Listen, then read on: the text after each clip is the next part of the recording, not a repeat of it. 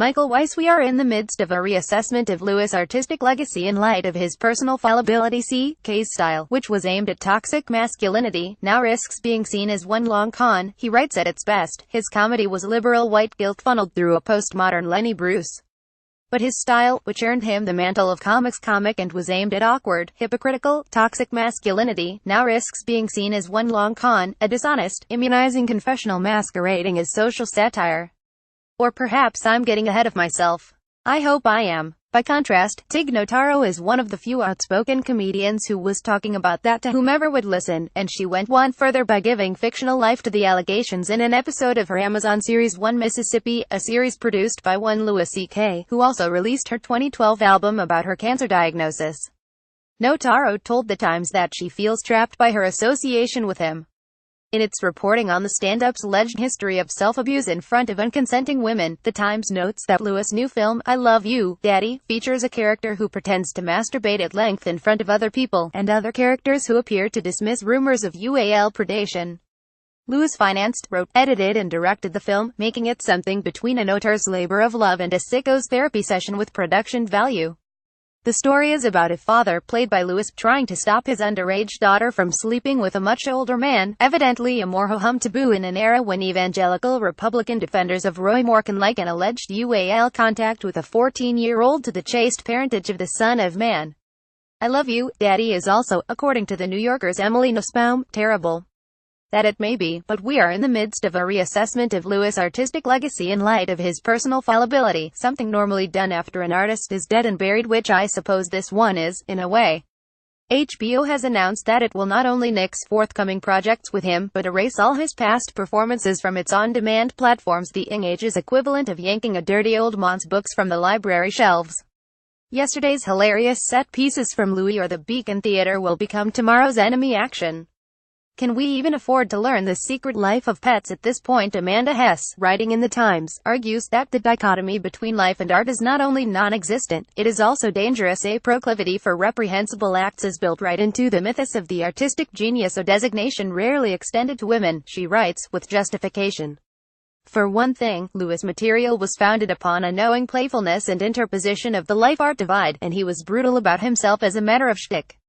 Bill Cosby sanctimoniously lectured young black men and pretended for years to play the wholesome sitcom Family Man, while allegedly slipping his rape victims Mickeys.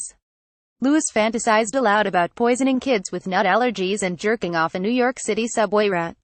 He didn't ask you to admire him, just the opposite.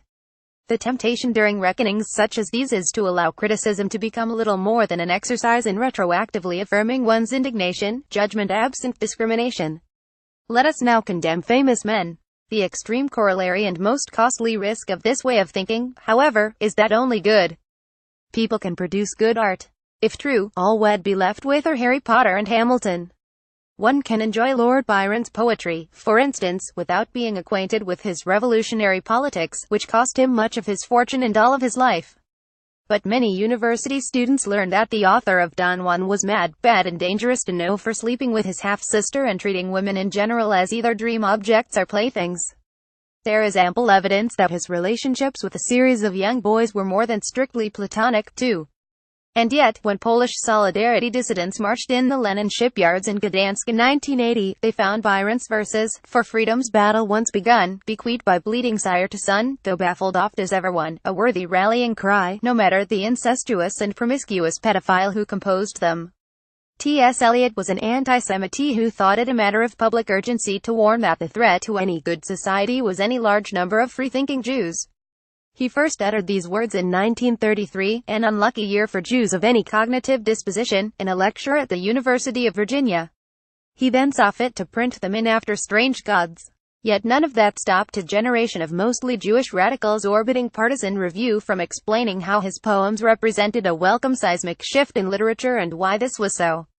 The late Christopher Hitchens once remarked of Eliot's mentor and noted fascist and misogynist Ezra Pound that it is still theoretically possible for a fascist crank to be a good poet, but this particular fascist crank was not.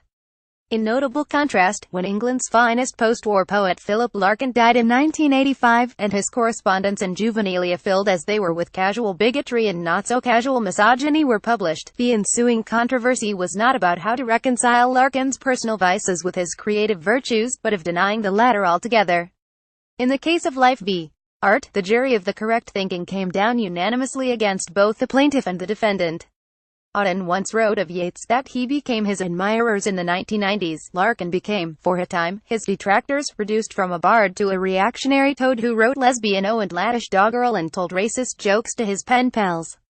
Nevertheless, Larkin's poems endure because they are good, even if the man who wrote them was that crummy textbook stuff from freshman psych. Not out of kicks or something happening, one of those old-type natural fouled-up guys, as he put it in Posterity, speaking in the voice of his future posthumous biographer. His antisocial deficiencies may not have been the wellsprings of his talent, but his awareness and ironic treatment of them surely enhanced his gifts. 31 years after his death, Larkin received his memorial in Poets' Corner at Westminster Abbey, the dispute over his legacy not so much forgotten as laid aside in favor of a more sober and dispassionate evaluation of his work. Our almost instinct, almost true, the stone monument quotes him, as if gently mocking the controversies that might have kept him out of this hallowed Parnassian precinct.